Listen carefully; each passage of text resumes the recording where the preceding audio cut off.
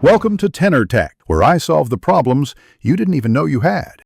You begin by getting ShadowBot v4 into a working folder right now. First, unzip the package and confirm at least 5 GB free. This prevents mid-setup failures. Next, create and copy the API keys and enable 2FA if offered. This secures access. Once done, open config. JSON, set mode to easy, paste your token, and save. These steps make subsequent automation predictable, so you avoid reconfiguring later. Now focus on the core. Start the bot with the provided start, sh or start, bat, and make sure you run it as administrator so permissions are correct.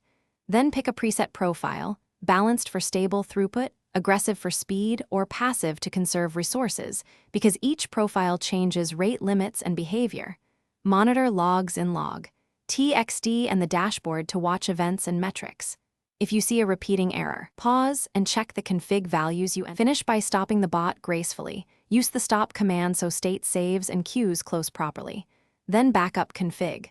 JSON and recent logs, weekly archives prevent lost settings.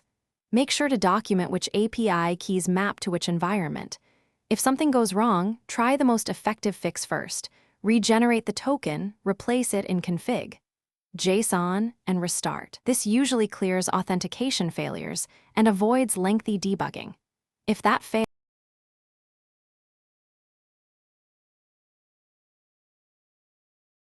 Thanks for watching. Subscribe to keep your life in tune.